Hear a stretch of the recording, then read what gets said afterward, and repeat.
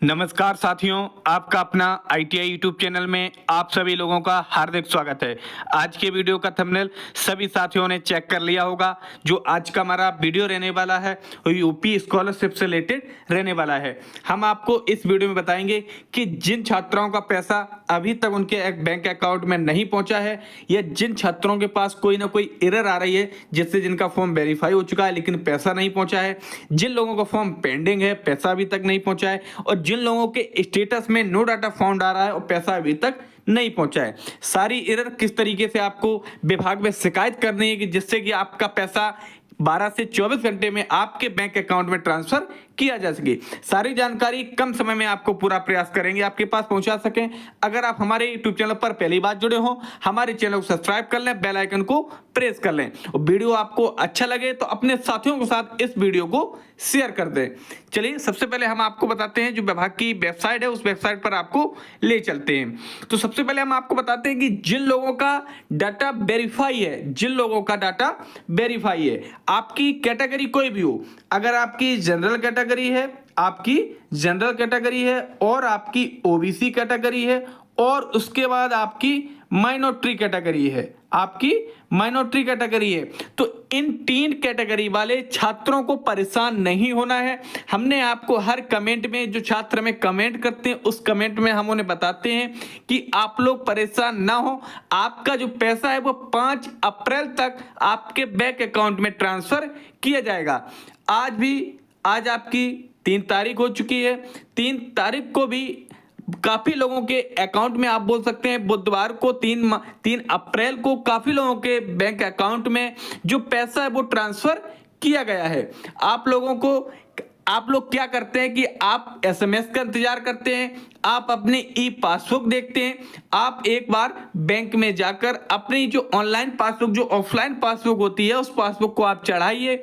ये कभी कभार क्या होता है कि आपका पैसा भेज दिया जाता है लेकिन आपके मोबाइल नंबर पर एसएमएस नहीं आता है।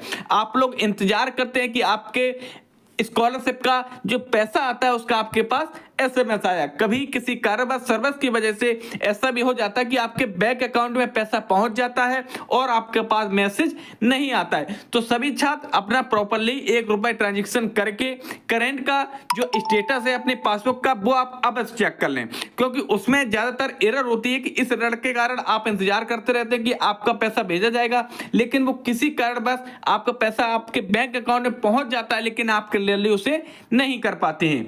जनरल ओबीसी और माइनॉरिटी वालों का इनका 5 अप्रैल तक इनका जो पैसा है, किन लोगों का पैसा, जिनका स्टेटस वेरीफाई है या जिनके स्टेटस में नो डाटा फाउंड आ रहा है या जिनके स्टेटस में कोई ना कोई एरर है, मामूली एरर है, हर जगह से वेरीफाई है, बैंक से वेरीफाई है लेकिन फिर भी पैसा आपके बैंक अकाउंट में नहीं आ रहा है।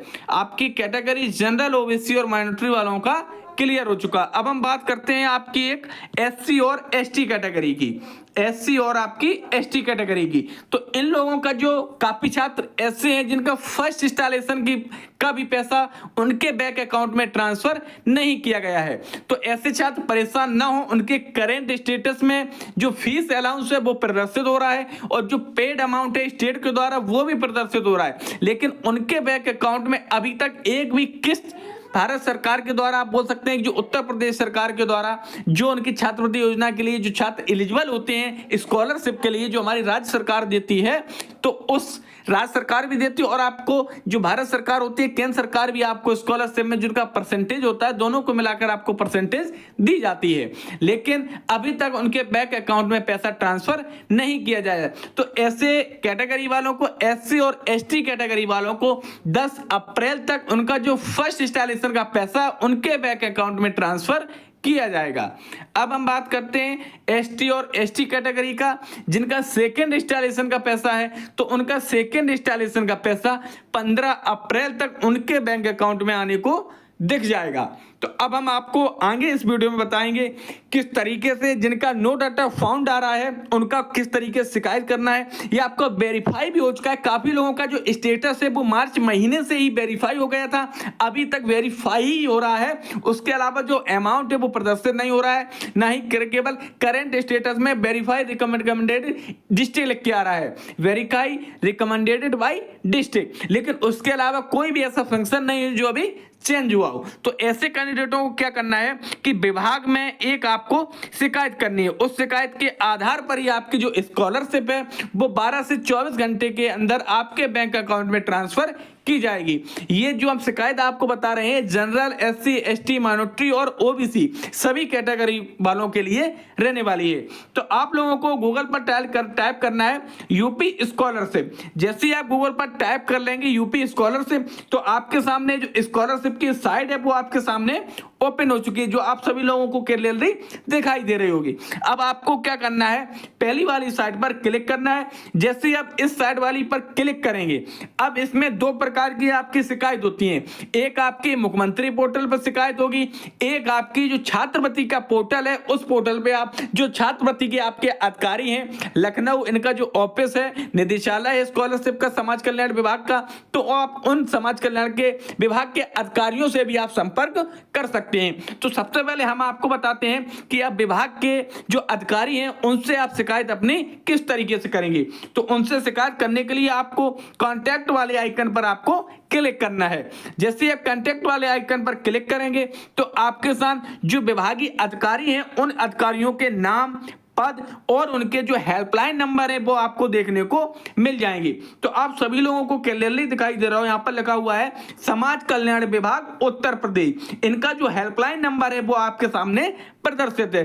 तो आप हेल्पलाइन नंबर से जो टाइम दिया गया है 9:30 बजे से लेकर शाम 6 बजे तक अवकाश छोड़कर आप अपनी जो इंक्वायरी कर सकते हैं, जो आपकी एरर है करेंट स्टेटस से रिलेटेड, आप इन अधिकारियों से बात करके अपनी बात को शेयर कर पाएंगे। ये आपको तरीका बताएंगे क्या आपके में एरर रही है, ये आने वाले समय में कब आपकी स्कॉलरशिप आपके बैंक अकाउंट में ट्रांसफर की जाएगी। आपको हर कैटेगरी का आपको यहां दिखाई दे रहा होगा। यहां पर आपको पिछड़ा वर्ग का, यहां पे आपको अल्पसंख्यक का, यहां पर आपको जो जनरल आपकी और एससी कैटेगरी रहने वाली है, तो आपको हर कैटेगरी का आपको यहां पर दिखने वाला है। तो यहां पे आप नंबर प्राप्त कर सकते हैं। सभी के हेल्पलाइन नंबर आपको दिखाई दे रहे होंगे। एक ये रहा आपका, एक पिछड़ा वर्ग का रहा, एक आपका अल्पसंख्यक विभाग का रहा। तो जितने भी कैटेगरी के सारे कैटेगरी के नंबर आपके पास उपलब्ध हैं, तो आप यहां से विभागीय शिकायत स्कॉलरशिप की आप यहां से कर सकते हैं।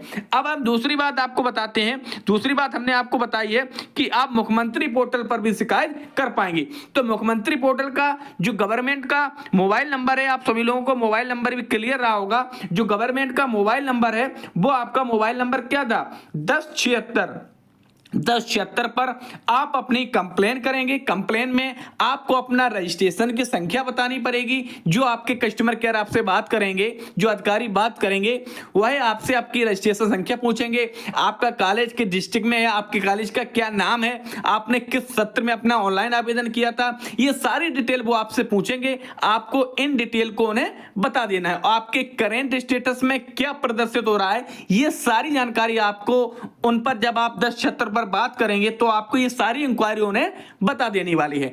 तो काफी अच्छी हेल्पलाइन है, काम हो रहा है, इस पे वर्क भी हो रहा है।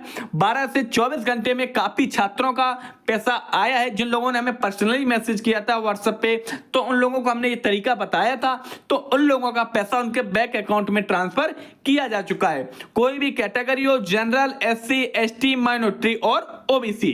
अब आपको हमने दोनों तरीके बता दिए हैं। आपको विभागीय शिकायत कैसे करनी है, जो विभाग द्वारा छात्रवृत्ति के पोर्टल पर कर सकेंगे, और आपको दूसरी शिकायत जो आप मुख्यमंत्री पोर्टल के माध्यम से कर पाएंगे। तो उम्मीद रही होगी सभी छात्रों को वीडियो क्लियर रहा होगा।